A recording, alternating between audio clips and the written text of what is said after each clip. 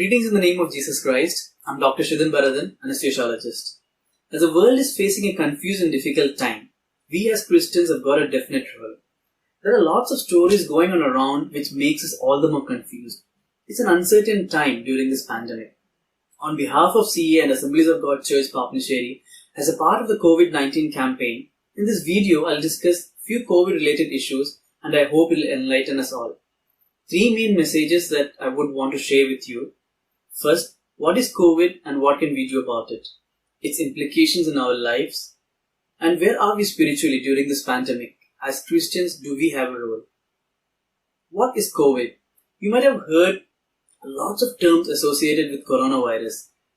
Just to clear it, COVID stands for Coronavirus Disease 2019. Simple as that. Three things we get to know from this. One, it's a disease. A disease caused by a virus which is named corona. Though human coronavirus was discovered during the 1960s, these viruses have the ability to change or mutate itself to different strains. You might have heard about the SARS disease, that is Severe Acute Respiratory Syndrome, which had an outbreak in China during 2002. The MERS, the Middle East Respiratory Syndrome, which had an outbreak during 2012. All of this was caused by different strains of coronavirus. This time, it's another new strain of coronavirus, which they named it as SARS-CoV-2 or Coronavirus 2, which caused the outbreak of the present COVID pandemic. Most of us already know about this disease. There are lots of media coverage and talk about it, so I'm not going to stress upon this again.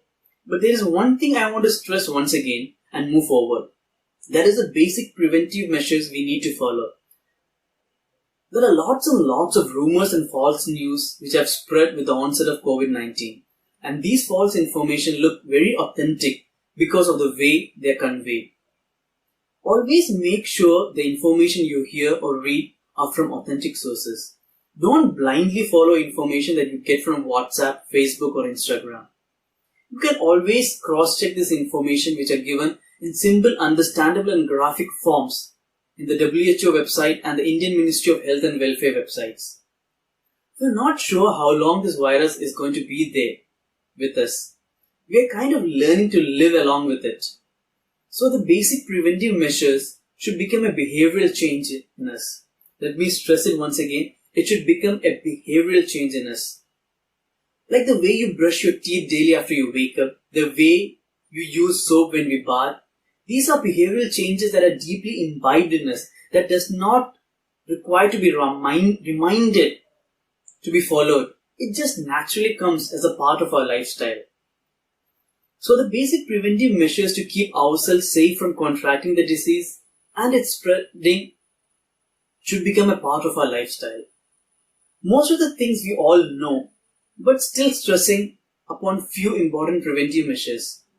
First, make sure that you always cover your nose and mouth when you sneeze or cough with a towel. If you don't have one, you can always use your flexed elbow.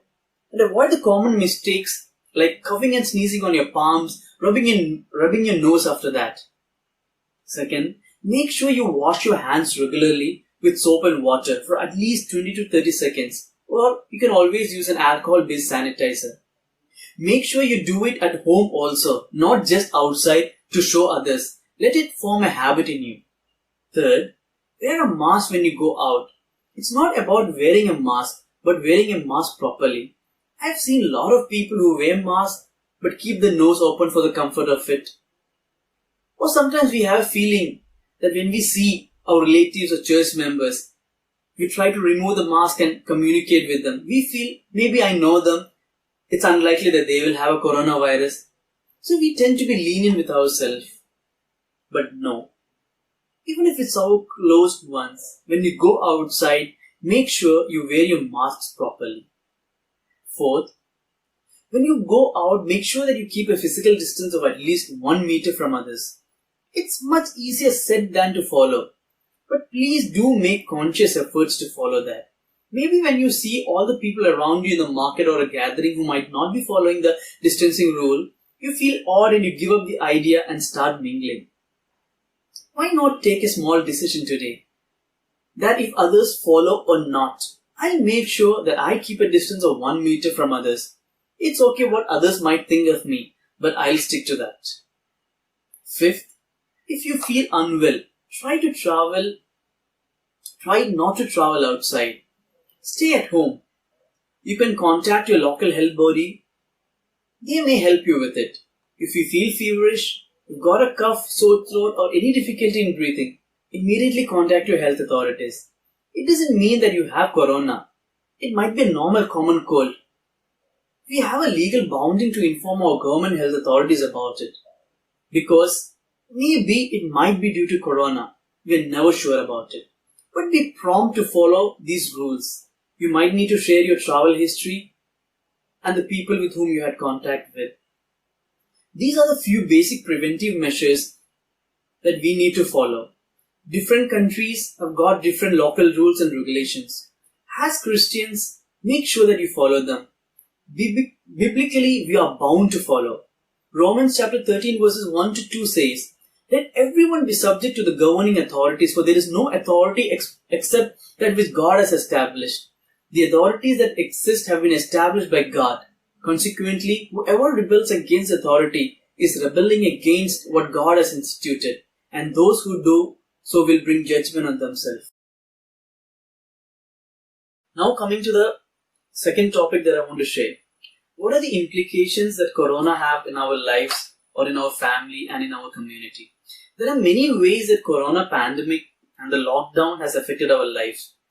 I would like to talk just a few of this, which I feel has got a damaging impact in our lives and in our families. And those are the things that I want to share today. First and the foremost, it's about mental illness. Various statistical reports have shown that there has been a tremendous increase in the number of mental illness all around the world during this pandemic. Could be due to many reasons like loss of job, financial crisis, uncertain future, disease and death of loved ones, families spending prolonged period of time together, etc. Depression, anxiety disorder, and many other mental illness have seen a significant rise among many, including believers. It's many a times a less talked about or stressed about problem, that is a mental illness. Maybe due to the social stigma attached to it or the ignorance of symptoms of depression. I've heard multiple stories of families among us who are suffering with depression and anxiety silently. When we see them or talk to them, they may look normal or even jovial. We may feel that such things could never happen to this family. It may be in a leader's home, a spiritual elder's family, or even among financially stable families. Depression and anxiety has spared none. It has creeped in a deep way among us. How do we recognize it? If you feel or see these symptoms among your dear ones, like feeling of excessive sadness most of the days, feeling of hopelessness, loss of interest in activities that seem enjoyable ones, getting irritated fast, reduced sleep at night, increased sleep in the daytime, you're getting tired quite fast, loss of energy, you're feeling worthless, inability to concentrate, or recurrent thought of death.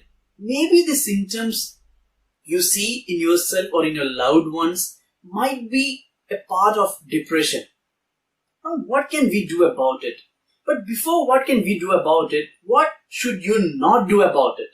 We most of the times try to ignore such symptoms when we see in our loved ones. Maybe it might be a spouse, your children, or your parents. We try to downplay it saying like, it's okay, you'll get better. Don't waste your time thinking about all this. We'll pray, there's nothing to worry about. Things will be better. It says in James that faith without action is of no use. In James chapter 2 verse 15 it says, "Suppose a brother or sister is without clothes and daily food, and if one of you says to them, 'Go in peace, keep warm and well fed,' but does nothing about the physical need, what good is it?" Many times we as believers deal with depression in such a manner. We say words with faith with no action. Maybe it will worsen the situation more and does no help in any way to that person. Depression should be considered like any other physical illness which needs prayer and professional help. Now, what can you do about it? Best way is to contact your close elder in your church or your church pastor whom you can trust. Get help of a professional counselor who can take you through the process of diagnosing and treating the condition. In some circumstances, you might need to meet a doctor who can help you with medications and further guidance. It may not get better in a matter of few days. It might take a while as you go through the process of healing. But remember never to ignore it. Second strong implication during this COVID pandemic time is the financial crunch or the financial crisis we as a family or as an individual face. Millions of jobs are lost, lot of salary cuts, lot of business in loss. There are thousands of NRIs returning back with no job back home. We all are in a dilemma. What's going to happen next? We have a family to feed, our children might be studying, rent to pay, EMIs are pending. With absolutely no answer how to deal with it, we are in a confused state. If you had some savings, it's getting used up fast. Many who doesn't have a saving, absolutely no means to move forward. Situations where we question God, how will we move forward? I don't know how long the situation will go on, but let me tell you something. David says in Psalms 37 verses 25, I was young and now I am old, yet I have never seen the righteous forsaken or the children begging bread. In Ecclesiastes it says that there is a time for everything. Surely a time will come when this too shall pass. If you are coming to the Lord, if the coming of the Lord is near, be well prepared with a joyful hope that we will be taken up in glory with Him. If not, this too shall pass. The world has seen much worse situations than this. The world wars, the famine, the earthquakes, the floods and whatnot. But did the world stop there? No, people strived and moved forward. Psalms 27 verse 14 it says, Wait on the Lord, be of good courage, and He shall strengthen your heart. Wait, I say, on the Lord. Next important implication that coronavirus has brought in our lives is pornography. There's a proverb that says, empty minds are devil's workshop. Pornography is a very less talked about matter in our churches in India at least. Why talk about pornography during this corona time? Multiple surveys have shown that during this period of lockdown, there has been an increase of more than 30% in porn viewership in India. That surely include believers also. Most of the work and studies have shifted online. We have got a lot of freedom, time and privacy to lurk into this. Lust, sexual immorality, loss of self-control are all well addressed multiple times throughout the New Testament, but it's very less addressed in our churches. If Job, who was certified by God as a righteous, had to pray, in Job 31 verses 1, he prays, I made a covering with my eyes not to look lustfully at a young woman. That means surely he struggled to fight lust in his mind. If lust did not spare the anointed David and the anointed Samson, how much more it can crouch upon us. This is not something for the youth alone, but even for the middle-aged, elders, leader and married people. Lust has no boundaries for age. The problem with pornography is not something that's easy to tackle with, and not within the scope of this message also. But they say that like any other substance abuse, porn can have addictions. Once you are into it, it's very difficult to come out of it. It forms a vicious circle of repentance and guilt. I think we need more counselors and leaders among us who can address this issue in a Christian manner. To people who can approach with confidence and privacy. In Western countries, there are spiritual groups and support people who are addicted to porn and help them out of it. Here recently in India, I had come across an organization that conducts seminars on this help to such people. We need to pray more for this matter because there are thousands of believers who suffer silently with the guilt of porn, who truly desire to come out of it but are unable to come out of its clutches. Lastly, what I want to talk about is, where are we spiritually during this time? And what is our role as a Christian during this pandemic? Let me take you through a short Bible passage, something we can learn from what Jesus taught that might be relevant in today's time. Gospel of Luke, chapter 16, verses 19 to 31. I'll read it for you. There was a rich man who was dressed in purple and fine linen and lived in luxury every day. At his gate was laid a beggar named Lazarus, covered with sores and longing to eat what fell from the rich man's table. Even the dogs came and licked his sores. The time came when the beggar died and the angels carried him to the Abraham's side. The rich man also died and was buried. In Hades, where he was in torment, he looked up and saw Abraham far away, with Lazarus by his side. So he called to him, "Father Abraham, have pity on me and send Lazarus to dip the tip of his finger in water and cool my tongue, because I am in agony in this fire." But Abraham replied, "Son, remember that in your lifetime you received your good things, while Lazarus received bad things. But now he is comforted here and you are in agony. And besides all this, between us and you, a great chasm has been set in place. So those who want to go from here to you cannot, nor can anyone cross over from there to us." Here we see two contrasting persons who lived in very different backgrounds. Their life on earth and after death also mentioned over here. We don't know exactly what sin this man did that made him go to hell. But surely he didn't do what he needed to do, something that God expected him to do. Maybe if he remembered and cared for the beggar Lazarus, that was just outside his home, and provided for him what was necessary, he wouldn't be here where he was now. Let me take you through the life of this rich man. In just one verse, all of his characteristics are described there. First, he was rich, meaning he had more than what he required, maybe in money or in assets. Second, he was dressed in purple. During those times, purple-colored dresses were quite expensive because the dye was derived from a particular snail. This brought an exclusivity in him, something to stand apart in the community. Maybe it reflected his nature, a desire to know among others, and a desire to be known in the public. Third, he was dressed in fine linen. Linen clothing were expensive and mostly for prominent people who could afford them. It was more durable than cotton and very comfortable to wear. Probably this reflected his nature to give utmost care and comfort for his body. Fourth, he lived in luxury every day. Maybe the luxury of his huge and beautiful house, the servants or the slaves he had.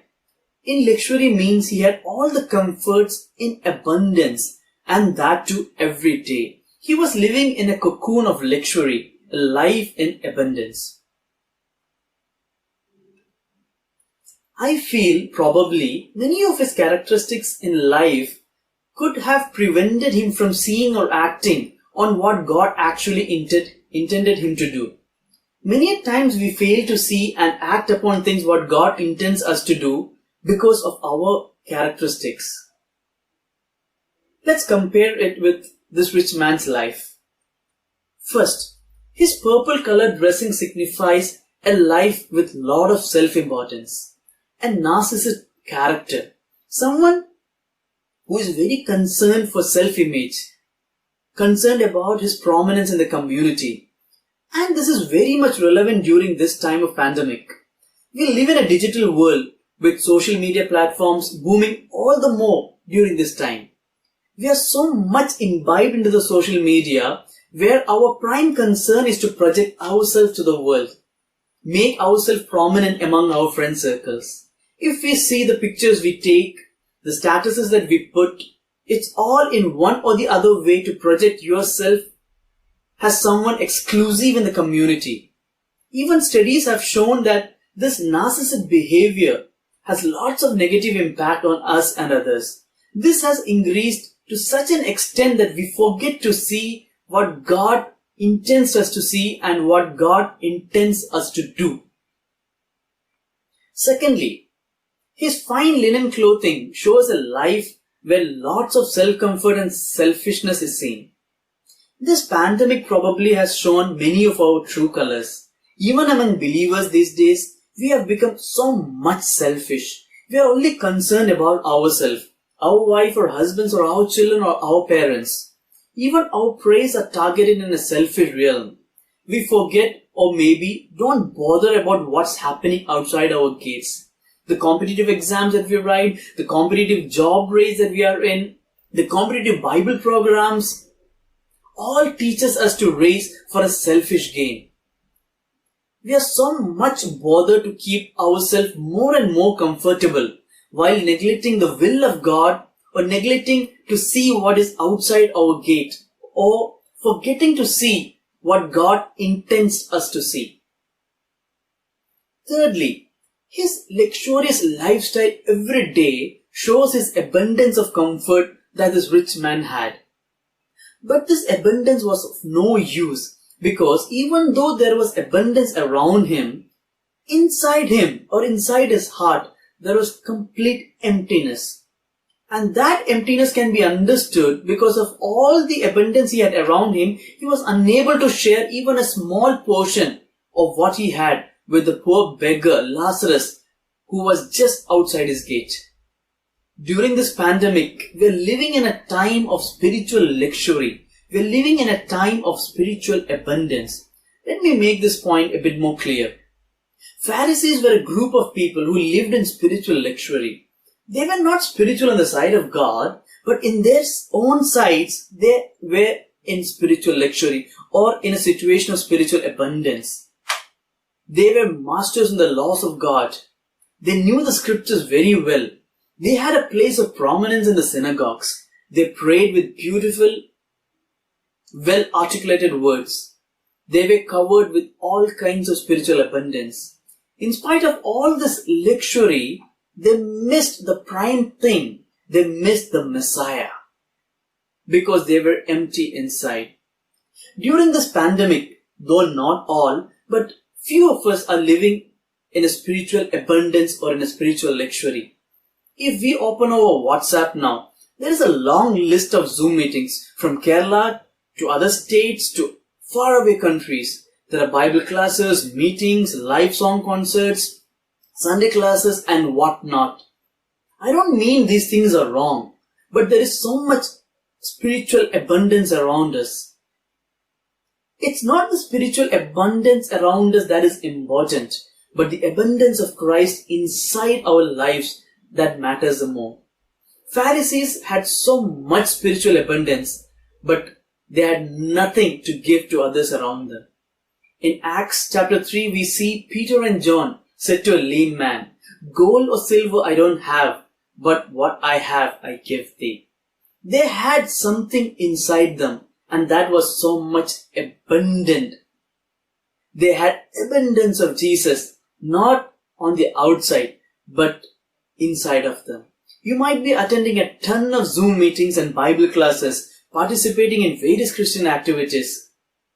But if you don't have the relationship with God inside of you, you will miss to see the Lazarus outside your gate.